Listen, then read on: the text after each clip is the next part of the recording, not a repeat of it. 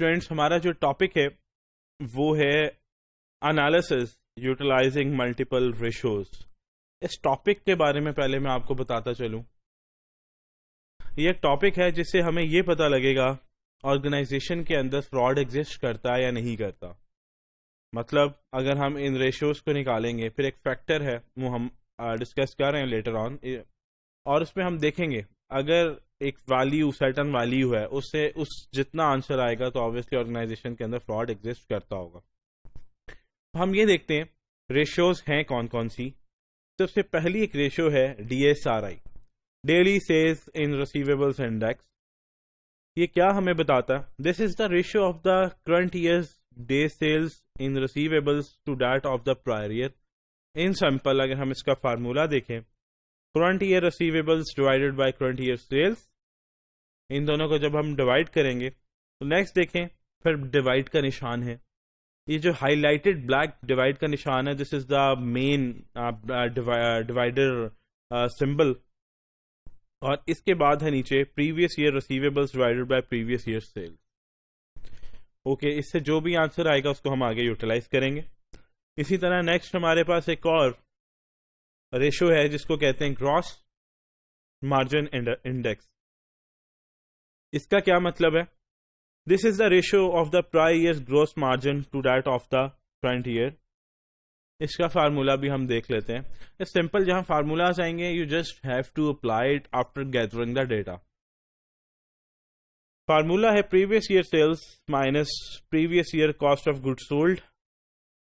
जो भी आंसर आता है उसको divided by previous year sales करेंगे, then it will again another answer. उसको फिर हम डिवाइड करेंगे again current year sales minus current year cost of goods sold divided by current year sales. And एक और हम रेशियोज को देखते हैं, एसेट क्वालिटी इंडेक्स। ये रेशियो हमें क्या बताता है? This is the ratio of the current year's non current assets other than property and equipment to total assets to that of the prior year. अगर हम इसके फार्मूले की तरफ जाते हैं, इसका फार्मूला है current year total assets minus current year current assets minus current year property plant and equipment, and current year total assets divided by previous year total assets minus previous year current assets minus previous year property plant and equipment divided by previous year total assets। इससे भी obviously का answer exist होगा। अभी आप सिर्फ देखते जाएंगे इससे जो आंसर्स आएंगे उसको हम कैसे यूटिलाइज करेंगे। नेक्स्ट है हमारे पास सेल्स ग्रोथ इंडेक्स। इसका क्या फार्मूला है हमारे पास? Current year sales divided by previous year sales. Okay, next है आपके पास डेप्रिसिएशन इंडेक्स। ये हमें क्या बताता है? This is the ratio of the rate of depreciation expense for the prior year to that of the current year. Formula अगर हम देखें, फार्मूला है previous year depreciation divided by previous year depreciation plus previous year property plant and equipment divided by current year depreciation divided by current year depreciation plus current year property plant and equipment। and hopefully एक और है हमारे पास SGAI, sales general and administrative expenses। ये हमें क्या बताता है? This is the ratio of the current year sales general and administrative expenses to that of the previous year। इसका फार्मूला क्या है हमारे पास? current year sales general and admin expense divided by current year sales, and then obviously highlight main divider, divided by previous year sales general and admin expense divided by previous year sales। And this is the last leverage index. This is the ratio of the total debt to total assets for current year to the same ratio of the prior year। इसका अगर हम formula देखें, current year long term debts plus current year current liabilities divided by current year total assets। main divider highlighted है, divided by previous year long term debts plus previous year current liabilities, फिर आपके पास previous year total assets। और next आपके पास total accruals to total assets, जिसे हम टाटा कह सकते हैं।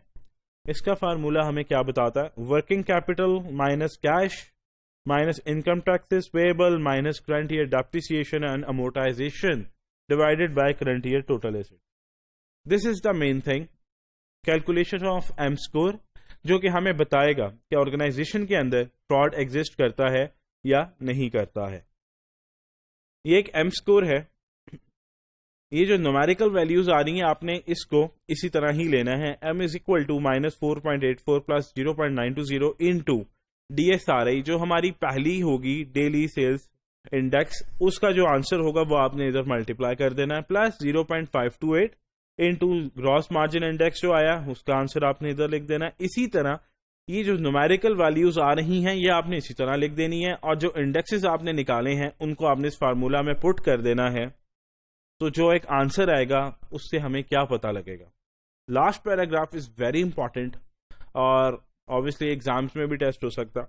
An M score of greater than -2.22, ये फिगर है -2.22। अगर मैं बात करूं कि -2.22 से बड़ी फिगर कौन सी होगी तो वो होगी -1.50। देखें अगर पॉजिटिव फिगर होती है 2 तो बड़ी फिगर क्या होती है 3, और 3 की बड़ी फिगर 4। लेकिन जब आंसर माइनस में होता तो आपकी जो फिगर माइनस में होती है वो है जैसे -2.22, तो अगर इससे बड़ी फिगर होगी वो कौन सी होगी -2, -1.5, -1। ऑब्वियसली ये -2 से बड़ी फिगर्स हैं। तो आपका क्या कहते हैं, an M score of greater than -2.22 that is a less negative score such as -1.50 indicates a strong likelihood of financial statement fraud। अगर आपका आंसर -2.22 से बड़ा आता है मतलब नेगेटिव है, तो फिर -2.22 से कम की वैल्यू जो होगी -1.5, -1, -0.5, इसका ये मतलब है कि ऑर्गेनाइजेशन के अंदर फ्रॉड होने के मैक्सिमम चांसेस हैं, जो फ्रॉड बल्कि एग्जिस्ट करता है। अगर इसका आंसर आ जाता है आपके पास -3, इसका मतलब यह कि ऑर्गेनाइजेशन के अंदर फ्रॉड एग्जिस्ट कम करता है या बहुत लेस चांसेस है एज कम्पेयर टू -2.22।